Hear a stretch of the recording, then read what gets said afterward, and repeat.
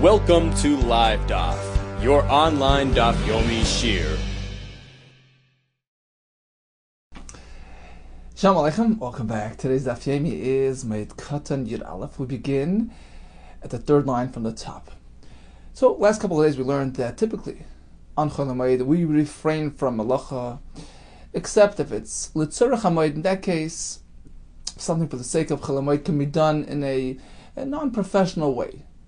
Masa hedyut, as opposed to a masa uman, a formal professional method of doing things, which would be asur, except in some situations, where the Mefarshim Rishonim point out, it would be mutter even through a masa uman. For instance, davar avid, if he's facing financial loss, as we discussed yesterday, or in a case of direct eichel nefesh preparation, or in a case of tzarchei rabbim. But typically, you refrain from doing things properly in keeping with the spirit of Chol HaMoed.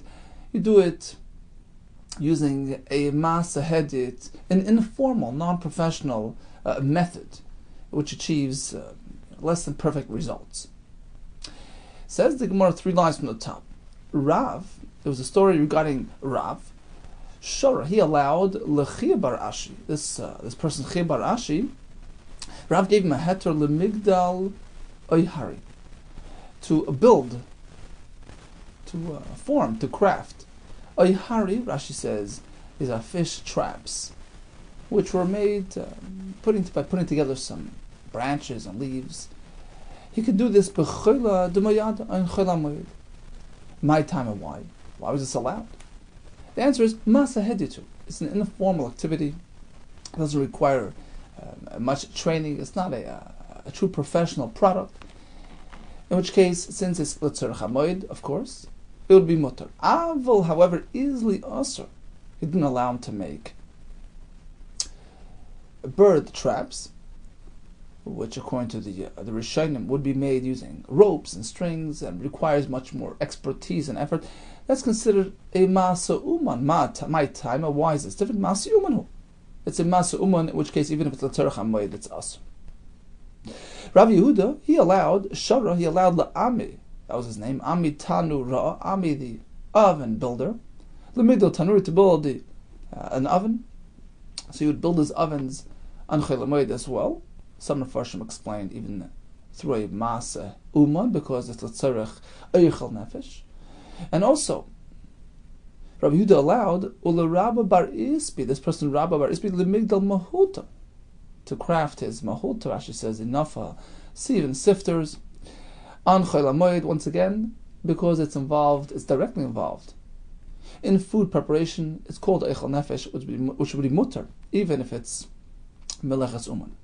Eini, how can that be? We have a brisa as follows, Vatani. Rabbi Bar Shmuel, he presented a brisa which says, V'shav, and all agree, she'ein goydlin tanor l'chatchila, you can't go out and build a new oven on Chol HaMoed. Like Kasha, the answer is, depends which Yom Tov, Pesach or Sukkot.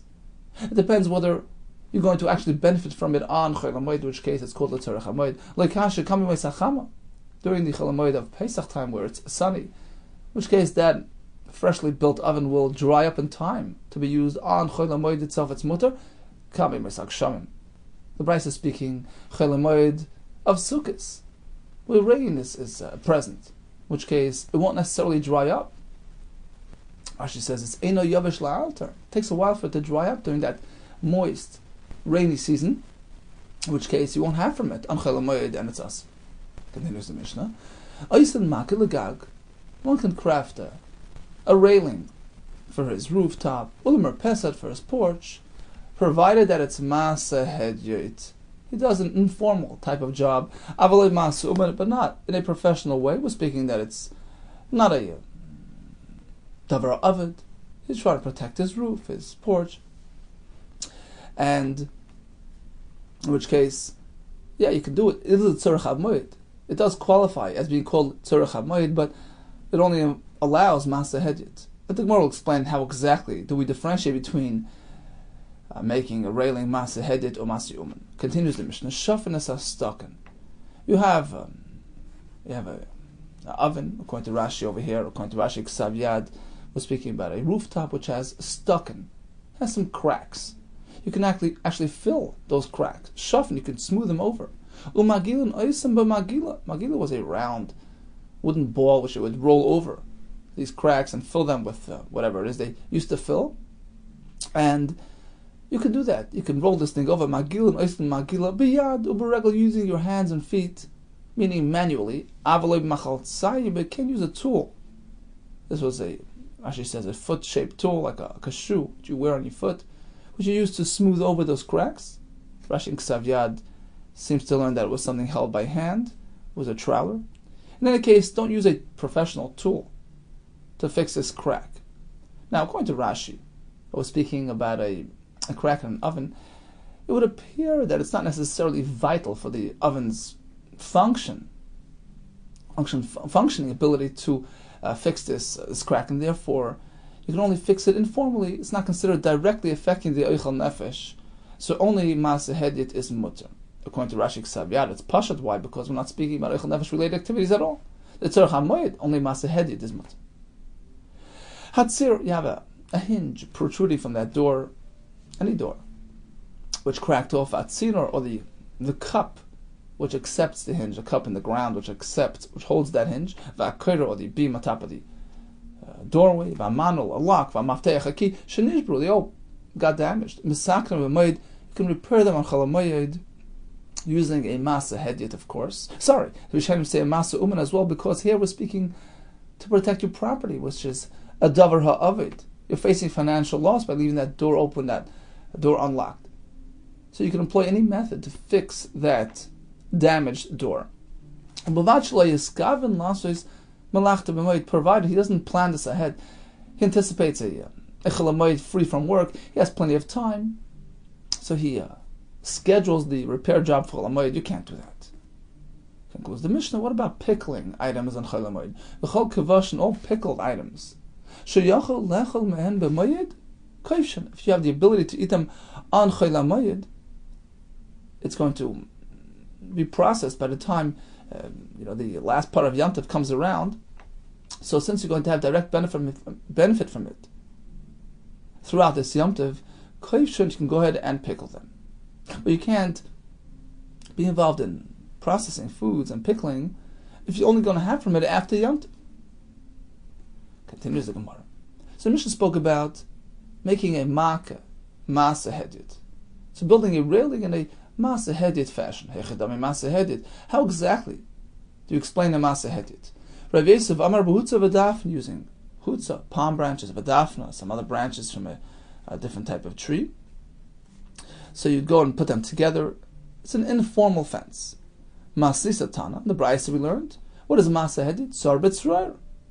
He applies pebbles and stones, ve'enetach betit, without adding cement. So it's an informal job. Shafanas hastokin magil and oistin magila, you can fill those cracks in an informal way. Asks the Gemara, hashta b'magila amris. Sure, you've just told me you can use a magila, which is a round ball, this wooden type of tool. You can use that. B'yad or b'regel me'bayah. Why would the Mishnah have to say that you can do it with your hands and feet? Of course, if you can even use a tool, certainly you can do it manually. No. This is what the Mishnah meant to say. Shafanas hastokin. You can fill those cracks. Umagil and oisan ke'ein magila. You can achieve the results that you would achieve using a magila, provided you do it biyad b'regel, with your hands and feet. But you can't do such a good job, which will give you the results, as though you used the machaltzayim. So basically, the way the Rishonim explained, there are two conditions here that have to be met. Number one, the method of doing it, hand and feet. That's it. You can use any sort of tool, and then the question of the results. What's it going to look like at the end? So number one, you're using your hands and feet. That's a manual method, way of doing it. Number two, don't achieve perfect results. It should look like you used at least not more than a magila, not more than that ball of wood. It shouldn't look as though you used a machaltzayim. In which case, now it keeps with the spirit of Yom Tov, and it's considered a proper Maaseh Hedit. But if it's a case of davar ovid, he's facing possible financial loss. His door is broken. You can engage in these activities even in Chol HaMoed, despite the fact that it's gonna make noise. You're gonna create a scene, banging together that door, that lock. Ramini, we have a kasha from a Mishnah in Maser Sheni which says, Ad Yamav Haya Patish Maki B'Yushalayim. This is in the time of Rabbi Yehuda ben Zakkai, until his times. You would hear the patish, the hammer, banging away in Yerushalayim when people were involved in fixing things which were davara of it. That was up until his days. He cancelled that. He didn't allow it. He said, look, Rabbi Yisai, it contravenes the spirit of Yom Tov. People might not differentiate between one type of work and the other. Stop doing things publicly. Noisy activities in Chol HaMoed. Noisy malachas are asur. How could the Mishnah allow fixing a door on Chol HaMoed? And we assume that it's going to create a scene that makes noise, banging away. Ad Yamavin, only up until his times. Mekan ve'elach lei, but not past that. The Mishnah seems to indicate that it's mutar on Chol HaMoed. Says the Gemara, we have a terrace. Lekasher, kam b'denavchi. Rabbi Yehuda was speaking about using a blacksmith's hammer, which creates a loud sound, and that indeed is asur. Kam b'denagri. Our Mishnah is speaking about a smaller hammer used by carpenters, which creates a sound, but not as loud, not as pronounced, and therefore it's not considered a public event, which would be asur. Maskefler Rav Chizda asks Rav Chizda, how can you go ahead and set a standard? Okay, this loud past this much decibel would be asur, below that is mutter. Yomru, you expect people to say, Kol Rabba asur, a loud sound is asur, Kol Zutter, shari, a relatively softer sound. A low sound is mutter. People won't be mechalik. It's hard to determine, hard to differentiate, it's hard to define. You're confusing people. If you're concerned about keeping in the spirit of Yom Tov, you can't be mechalik between this type of koil and this type of koil. Elam Rav Chizda Lekasha answers like this. Habe Magli. Now we're speaking about using some type of improvised tool for this repair job. A saw, which doesn't create any sound. You're doing it gently and softly. Habe Chatzini. There, in Maser Sheni, speaking about Chatzini, an axe of some sort, which creates a koil, which is moiled koil, says Rashi, and it's us. Rav Papa Amar, a simple teretz. It depends at what point in history we're speaking. Kan koidim gzera. Our Mishnah is speaking before Rabbi Yehuda ben Zakkai's gzera, in which case all types of permissible malachos can be done even if they create a koil. Kan ach gzera. The Mishnah Maser Sheni is speaking after the gzera was established, in which case they no longer permitted noisy activities. Rav Ashi Amar, depends who's Tana. The Mishnah is reflecting. Ha Rabbi Yehuda, ha Rabbi Yossi. Our Mishnah is speaking according to Shita as Rabbi Yehuda. The Mishnah Maser Sheni, Shita as Rabbi Yossi. We're going to see soon that Rabbi Yossi holds that even those specific malachas, which are mutar and Chol HaMoed, cannot be done in a conventional manner. They have to be done derech shinui, in keeping with the spirit of Yom Tov. We're concerned about zilzul hamoyed, people losing respect for Chol HaMoed. And that's what Rabbi Yehuda ben Zakkai's Mishnah, that Shita, was reflected in that Mishnah. Do things differently, do things softly and quietly. And therefore you can't have a patish being makkah on Chol HaMoed, even if it's a davar of it. Our Mishnah is reflecting Shita Rabbi Yehuda, who says, look, you can do it all the way. No restrictions, no limitations.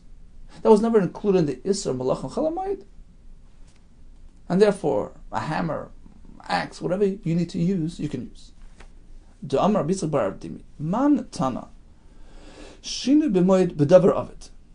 Which Tana, which Shita is reflected in the Mishnah later, which requires a Shinui to be included.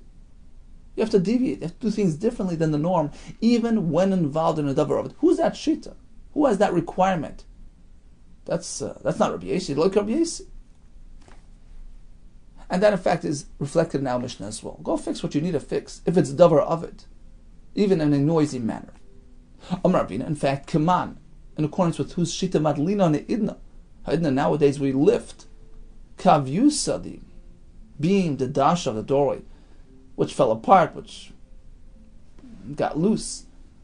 So Rashi explains the nails fell out, and you have to lift that beam back and insert the nails.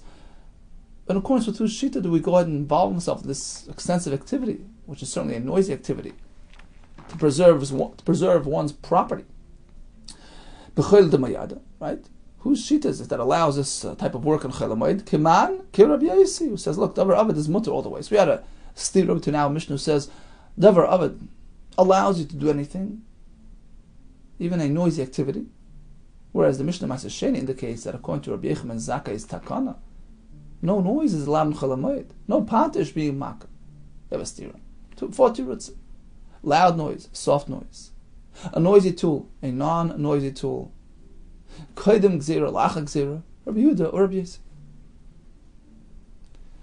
So what about pickling? Fish, vegetables. Kvashin sho yachal, lechal b'moed koivshin. If you can actually benefit from them on Chol HaMoed, you can be koivish them. There was a story involving a river called Badisa. We all know about Pum Badisa. That was a town alongside Badisa, so the river itself was called Badisa. Levoi. Now there were some people in this town, Levoi, who arranged that this river should be drained, at least part of it drained, and resulted in many kavri, many fish sitting out. So, lots of fish for all to take. And this was on Chol HaMoed. Azul, Kuli, Alma, everybody went over there. Sud, they trapped the fish, they gathered these fish. Aisu, Kavra. So they brought the fish back to town. Sharlu Rava, Limimlach Minayu. Now, it's too much for Chol HaMoed. Rava allows them to salt those fish, to preserve them for after Chol HaMoed. Amalei Abaye, how can you do that? But Tanan, take a look at the Mishnah. Kvashin shu yachal lechel mehem b'moed kaivshin. Pickling is only allowed for Yom Tov use. You're allowing way more than what they need for Chol HaMoed. Amar Lehi responded. This is Rava. Kivan de mi yikara. Look, initially, what did they go for? They went to catch fish for today, for tomorrow, for immediate use. Adata dachila, I see. They brought them to eat. No, they brought some to eat, but of course they brought more than they needed. But their initial initiation there, the point of going was for moed use. Now they have lots of leftovers. They leave them aside without preserving them. Pasti, they would spoil. They'll go bad. It's considered like merchandise, which is going to be lost on you. It's going to get spoiled. It's going to get ruined, like we learned yesterday. That's davar avid. And therefore you can preserve them, even though it's going to be for after Yom Tov. There's another version of the story, a slightly different version. They had this drained river. Sharilu Rava. Rava allowed them Meitzah to go and trap them. Mazel. Asuri to go bring the fish. Umimlach and salt them. And the Chazon Ish learns that according to the second Lashon, it would appear that Rava allows them even more than the previous version. Rava allows them to go and salt all the fish, even though they're not actually going to eat anything today. Amalei Abaye, again, Abaye asks the same question. Vadnan, take a look at the Mishnah. Kvashin sho yachal lechel me'en. V'mayed, the Bach adds, Koyishan, you can only engage in pickling things which you can use on Yom Tov. Tanan, that's our Mishnah. Amalei Rava responds, theoretically, they can be had on Yom Tov. That allows pickling. Hani Nami, here as well. Mis achli agav itzitza. Fact is, even a salted fish, a heavily salted and preserved fish, you can squeeze out the salt. Itzitza means to squeeze out the salt. You can do that and have them immediately. So even though actually he's not planning on doing that, but theoretically they can be used in Chol HaMoed. If he runs out of fish, it's considered Yochel Lechlem Hen B'Moed, and it's mutter. As we find in the following story, Yehada Shmuel Avdulei Shitin Itzi. Shmuel was served a salted fish, and he could only eat it after they drained it. They squeezed it out 60 times, v'achol, and then he could eat it. Rava visited Lebei Reish Galus, at the house of the Reish of the Galus of the community in Bavel. Avdulei, they served them fish. Avdulei Shitin Itzi v'achal. Again, they squeezed it 60 times, rinsed it and squeezed it, and finally he can have it. It was a story that happened on Chol HaMoed itself. Rav Ikla, he visited Lebei, the house of Rav Shafi. Aisel Kamayu, so they served them a very interesting fish dish. Listen to this. Aisel Kamaya, who covered this fish, which was tilsa bishul, a third of it was actually cooked. Tilsa milcha, a third of it was salted, but tilsa tavian, a third roasted. Okay, so this is another a story of a salted fish which was served on Chol Hamoed. Amarav, Amarli. Once on the topic of fish and how to serve fish, how to prepare fish, says Rav, I'll give you some interesting recipe, advice, which was forwarded to me by Amarli Ada Tzaido. Ada, the fisherman. He tells me like this: Kavra, a fish, when do you serve it? When do you have it? Samach lemisruche ma'ali. The best would be samach lemisruche, close to its spoilage point. So don't have it fresh. It actually tastes better. It's about to spoil. Taisa says, and today we consider it a sakana to have it at that advanced point. We keep it fresh. He says maybe the teva was nishtana. He said, interesting, just like the refuahs we find all over Shas, that nowadays are not effective. We don't follow the refuahs in Shas. Interesting Taisus. We find many times lots of refuahs mentioned in Shas, according to Taisus, don't follow those refuahs today. He says, another pshat, maybe the Naharis, the Bavel, the Babylonians' rivers were better than ours, and therefore the fish would maintain its freshness up to that point. Okay, so that's the ideal time to have your fish, Samach lemisruche ma'ali, close to its spoilage point. V'amar Rav adds, Amar li Ada Tzai, the Ada, the fisherman, tells me, Kavra, what's the best way to serve and eat a fish? Kavra tavya ba'achva. Roasted with his brother. What is his brother? Says Rashi, 4 lines from the bottom. B'melach, use salt. Sham melach nivra min amayim kedogim. Fish and salt come from the same source. They're like brothers. Both come out of the water. So roast them in his brother. Asukei ba'avuha. So Rashi says, la'achashet soloi noisin b'mayim tzoinen. Bring him out of the fire and dunk him into his father. His father is the water itself. Mechli, says the Gemara, bebrei, eat him with his son. What is that? Says Rashi, 3 lines from the bottom. Matilun oiseh b'tzir. Hayotzeh min adogim boichen oiseh. Dip him into the fish juice, his son, the juice which is extracted from the fish itself. And finally, ishti alei, says the Gemara, ishti alei yavua. When you're done eating, drink with that fish, drink his father. So Rashi says, mishti alei yavua sheshoisin alav mayim, which means water. Shedogim nivru min hamayim. Fish were created from water. So it's all in the family. Roast him with his brother, salt. Eat him with his son, with his juice, and dunk him into his father, and drink some water as well. Interesting that Rashi, the Rambam, Pirush Mishnah, I think it's in Sanhedrin, beginning of Chelik, he says that a fish can't survive out of water because he's niver min hamayim, based on the Gemara in Eruvin, Daf Chav Zayin. He is connected to the Yisoid Hamayim. Right? Typically, a person has all 4 Yisoids connected to earth, to water, to fire, to air. But there are some briyos that are limited in their makeup, such as fish, which are uniquely water related, and therefore out of water they can't survive. So he says over there, it's like he uses a mushal.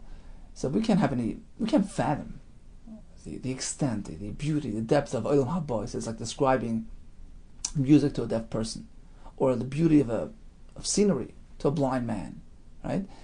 It's just beyond his comprehension. You could talk and talk, but he can't really describe it, and he can't really appreciate it.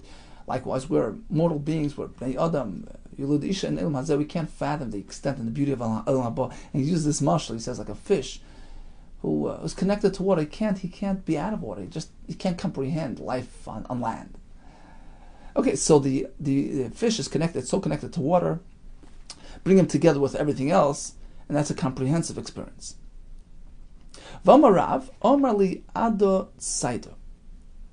So Ado, the fisherman, tells me, Kavra, these 3 items, Kavra fish, Tachli cress, V'chalba, and milk, after he's finished eating them, lit ein gufa, let his body carry, do some exercise before he lays down to goes to sleep. V'leilit purya, as opposed to loading up the bed, meaning don't go to sleep right after eating these things. First, move around, exercise a bit, and then retire. V'amarav, one final message. Amarli Ada Tzaido, Ada the fisherman tells me, these 3 food items, Kavra, Tachli, and Chelba, after eating them, complement them with water, and not beer. Shicha v'lechamra. Second best would be beer, but not wine. Hadran alach mashkin beis hashalach. Continues the Mishnah. Misha havach hazesef. So this fellow is preparing his olives for pressing. He overturns his olives in anticipation of putting them into the beis habad, into the olive press, and pressing them to produce oil. And what happens? He's held back. A sudden change of schedule. V'iroi evil. He's struck by a misfortune, became an aval. A relative passes away, and as Rashi points out, an aval is asur b'asiyas malacha. What's he meant to do with his olives, which are going to go bad? Oynes. Here we're speaking about chol hamoed. He's preparing his olives in anticipation of the olive crush, and suddenly he's set back by an oynes, unanticipated event, and he couldn't do it before Yom Tov. It's chol hamoed. He's facing heavy losses, because if you leave the olives the way they are, they spoil, they rot, they'll no longer be suitable for oil pressing. Or he hired some workers to take care of his olives before Yom Tov, and there was a no-show, no workers. Here it's chol hamoed, and he has these olives that need to be tended to. So what's he meant to do to avoid hefsid? This is a classic case of davar avid. So he does the minimal. He does the minimal effort, the least amount of work to avoid hefsid. Toyin koiro rishayna. So he loads up the first beam, which means he takes that beam, the olive press beam, puts it on the olives, crushes them the first time around. So one crush is mutter, and apparently that would be enough to avoid the hefsid. And leaves the rest for after Yom Tov. So according to Rabbi Yehuda, we mentioned this earlier, even a davar avid is only allowed in a limited fashion. Do what you need to do, the rest leave for after Moed. Apparently they wouldn't spoil once the first crush took place. Rabbi Yehuda, no. Davar avid, open check. Zoylev, dump the olives on the oil press. V'goymer, complete the whole process. In fact, with guf, you could even seal the barrels once he's finished filling them. Kedaka, the way you usually do it. Davar avid was never included in the Isser of chol hamoed. Asks the Gemara. We pay close attention to the Mishnah. We find something interesting. The Mishnah began pasach be'avel. We began with a person experiencing avelus. V'siyem b'moed. And then we concluded discussing chol hamoed.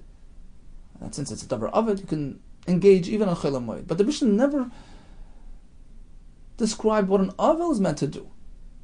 Right? The Mishnah starts, Misha havach hasesav, v'iroi avel. That's it. And then we go over to chol hamoed. Oynes, to a poilim, and Yom Tov is around the corner. He was meant to do it. Now it's sitting on Yom Tov, untended to, and what should he do? Right? What about on the avel situation? We haven't really discussed what to do there. Is a davar avid mutter for an avel as well, or not? Pasach be'avel, we start describing in avel, v'sim b'moed. We only went discussion regarding chol hamoed. Omar Shisha b'Rav Yehuda. In fact, we learn from here Zeis Meres. Mishnah is telling us advarim hamutar b'moed. Even those things that are mutar on chol hamoed, i.e., davar avid, asurim b'mei avloi. In the days of avelus are asur. And Farshim explain avelus is only the rabbanon. We find many times in Shas.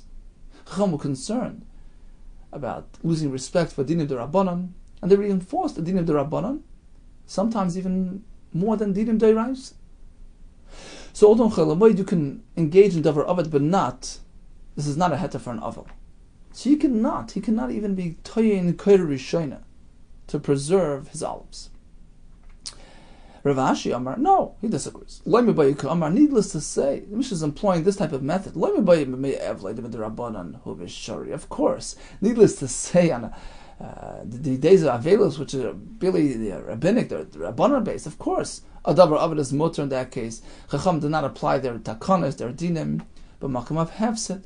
Ela afilu b'moed, even on chol hamoed, that's the chilish HaMishnah, the isim melacha de'raisa. After discussed back on that base, the isim melacha chol hamoed de'raisa, still b'makom pseda sh'rabbanon, if it's a case where he's facing possible financial loss, chacham allow it.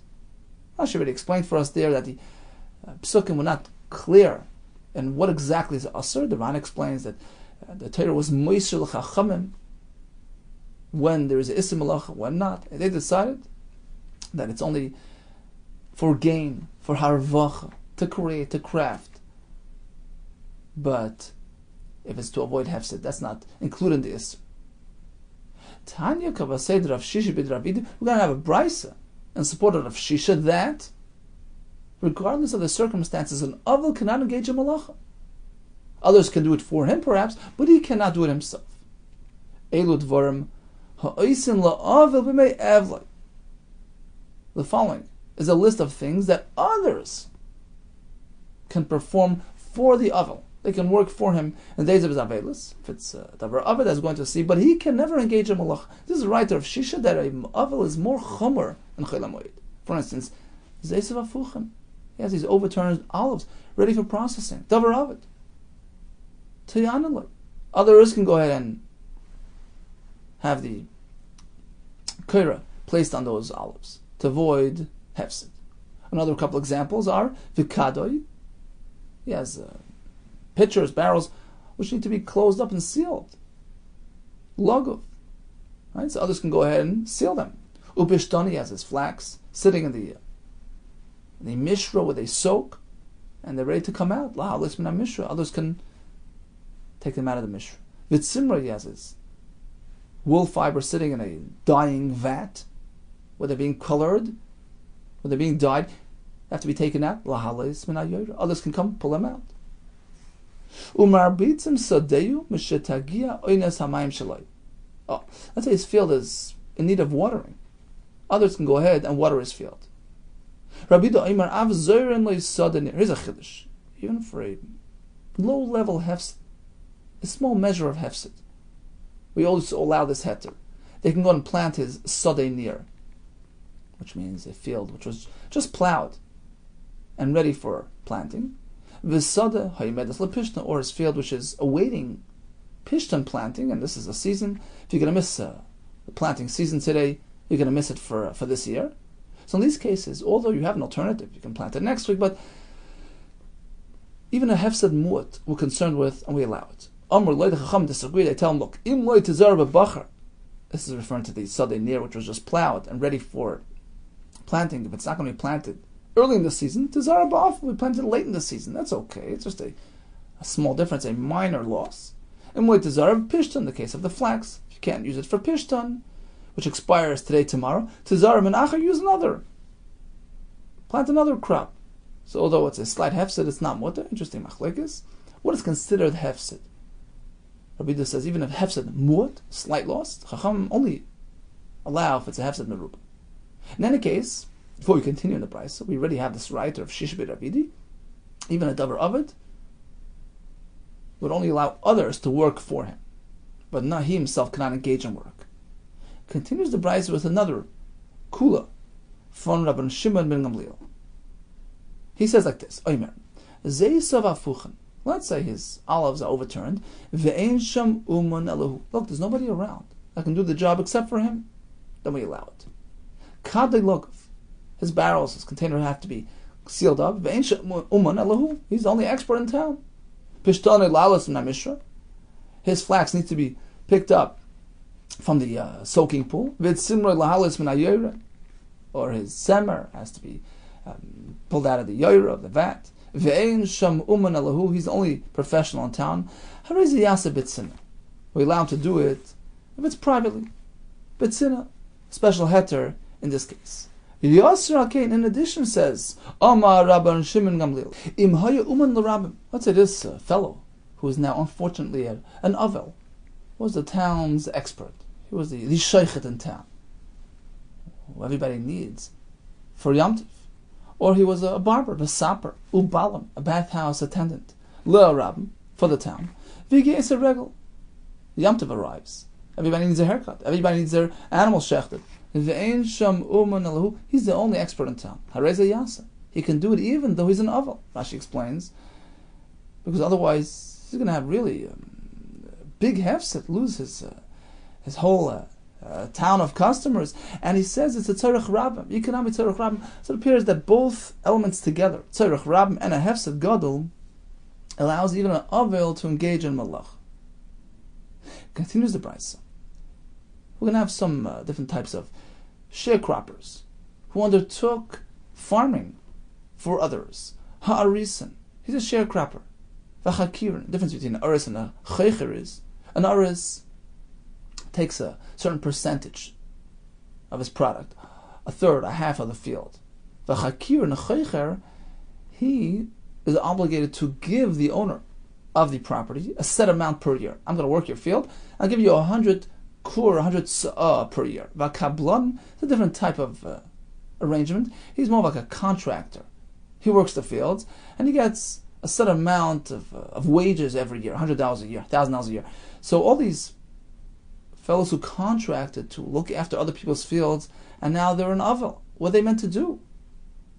We don't want the owner to incur loss. And here as well, we allow others to work for them, to take them over, fill in for them while they're in avel. But in the following cases, we don't allow it. Chamaran, Hagamolan, Vasapanan. Chamaran is a donkey driver. Hagamolan, the camel drivers. Hasapanan, the captains, the ship captains. So in all these cases, they can't engage in work when they are in a state of avelus. Rashi says it's their game. That's it. They can't work when they're in avel. Right? But let's say they're engaged in a long-term contract. They're already in the midst of their contract. So a typical taxi driver can't work. But let's say he's already engaged in some sort of contract. He's muchkar or muskar etz lacherim. So muskar would mean he's hired like a daily rate or a weekly rate. So he already committed himself to a 6-year job, and he's working for the other fellow. Or muchkar would mean that the fellow who hires him is going to give him a percentage of a set amount of the whatever profits come in from this work, from this project. In any case, the common denominator here is that if the other backs out, he's inflicting hefsed on the fellow who hired him. He's backing out in the middle of the contract. Here, he can continue doing work even during his avelus, and the reason is because you can't be firm on Yanam's cheshbon. You can't be mafs to the other person. He's relying on this person's services. But if he's a schir yom, a day laborer, he gets $100 a day for whatever he does. So it's his own business. Even if he's in a different town where people don't know that he's an aval, he can't do malacha because Rashi says the poil is allowed to back out all the day. He didn't contract for a job. He's a day laborer. He's allowed to back out. And Rashi adds it's not much of a hefsid, just a day's work. So that he can't do when he's an aval. Here's another example. Others gave him raw materials. Material to make a baguette. So malechas acherim biyadei. So he has in his possession, in his house, he has material which he's turned into a baguette. Can he continue working during the Yimei Avelus? No, you can't. Even if he contracted. So Kabbalah here would mean, look, I'm going to weave you a nice baguette, at the end of which you'll give me $500. Lo yas. Even if he's a makabel, he contracted the job, you can't continue during the Avelus. So why is a kash on the Lashon HaBraisa? It seems from the Braisa that the fact that he's a makabel, that he contracted for the job, would be reason to allow him to continue uninterrupted during his Yimei Avelus. That's not so. Even though he's a makabel, which would be reason to allow him, we say, no, you can't do it. And certainly, if it's not a makabel, it wasn't something that he committed to do as a contract. Certainly, in that case, it's just he's getting per hour. Let's say that's a non-makabel. Right? A makabel would mean he committed to do the job for X amount of money. He contracted for the job, and Eina Kibbulis would mean he's getting paid hourly or daily to make this baguette. So in both cases, he's involved in a certain project, a very defined product that he's making. Makabel would mean he's getting per job, per baguette. In which case, it's not time related, it's not hour related. It's just the job that I'm doing for him. And Eina Kibaylos would mean that he's working in a non-Mekabel setting. The arrangement here is simply per hour, per day, getting paid for his time. It would seem from the Brisa that if he's a Mekabel, there would be more reason to allow him to continue. And that's not so. If anything, it's the other way around. You know why? Because if it's not a Mekabel, he's getting paid per hour, per day. In that case, it's he's working for the other person. He's sort of hired for this time. It's not really his project. Right? It's less his project than a Mekabel where he's contracting for the job itself. Okay, this is my job. I do it on my own time. So if anything, a Mekabel, doing it on my own time, my own pace, is more reason to be usher for an Aval, because it's him. It identifies, it relates to him. It's his personal job. So why does the Brisa indicate otherwise? Even though he's Mekabel, which would be reason to allow. No, you can't. So again, let's see the words in the Gemara. Aval needless to say that it's usher she'ena kibaylos if it's not a Mekabel, if it's an hourly or daily rate. Just the opposite. Adra. If anything, it's the other way around. Kibaylos, if it's a Mekabel k'didei dami, it's like it's his. It relates to him, identifies with him. It's attributed to the craftsman. It's my job that I'm doing on my own time. Of course, if it's an aval, it would be us. It would be more us than a non-Mekabel when he's getting paid on an hourly basis. Ela ema, rather retool the Brisa like this. Let's modify it. Bein kibaylos, bein she'ena kibaylos layasa. Whether this fellow is doing the job in a Mekabel arrangement or a non-Mekabel arrangement, either way, he shouldn't be doing it when he's an aval. And the reason is because there's not much loss involved. So he'll delay making the beged by another few days, and therefore it should not be done during the Avelis. One last case is Haisa Malach to Biyad Acher. Let's say others are doing a job for him. He gave them materials, he gave them raw materials, they're doing a job, being Oireg, a beged, but basically doing it in his own house. They shouldn't be doing it because it appears like he's involved in malacha. But let's say doing it elsewhere, then that's okay. Nobody relates it to him. It's mutter. There's a story involving Miriam, who was the son of Brei the Ravan, and another person, Umar, who was the son of Brei the Rav Acha Brei the Ravan. They had a partnership. Havalu Gamla the Tura. They had this pair. Gamla was a pair of Tura of oxen used for plowing, but they adadi with each other, meaning they had this joint pair of oxen. One belonged to him, and one to the other person. Isra by Milsa, this is a lashon we're going to have over and over in MOED KATAN. A tragic event occurred, meaning he was struck by tragedy, a relative passes away. Who was this? B'mar breder of Acha Breder Rabba. So he became an aval, who's asar malacha.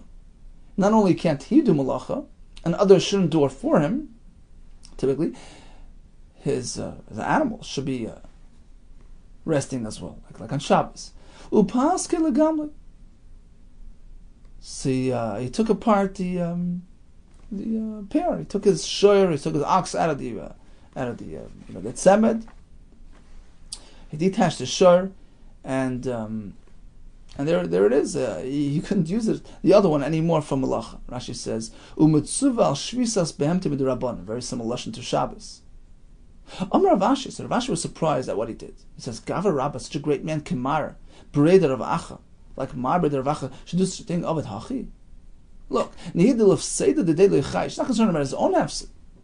He's idle from work, fine. But adachirim leichay. Why isn't he concerned about others' hefset? How could he go ahead and idle the entire pair and cause his partner financial loss? Votani, we have a brisa which allows it. We just learned. A person engaged in a long-term contract. He's hired out for 6 months. He's a muskar. He's a muhkar. To run a ship. To drive a camel. You can't just stop midway. Sure, the aval can't do work, but he can't be mafsid somebody else. So how can he go ahead and disengage his ox? Who's Savar? The owner of the ox held like this. Adam Chashav Sham. Here it's different. He's a prominent individual. Adam Chashav has to behave differently. There are many pshatim in this Gemara. Why is Adam Chashav different? Some Some learn that it's an Adam Chashav. Everybody knows that it's his ox. Oh, this is the Talmud Chacham's ox, and they'll just relate the entire work, entire malacha to him. In which case they'll get the wrong impression that a malacha can be done even on the days of Avelis. Others learn that an Adam Chashav has to have higher standards, because generally speaking, people learn from Adam Chashav and they'll start learning halachis and drawing conclusions in a very non-hefsid case. In any case, Adam Chashav has to maintain higher standards, and that was the reason why he disengaged his ox. So what did we learn? We learned that an Aval generally doesn't do malacha. We have some exceptions where he can do malacha. We have cases where others can do for him. What are the cases that he himself can do malacha?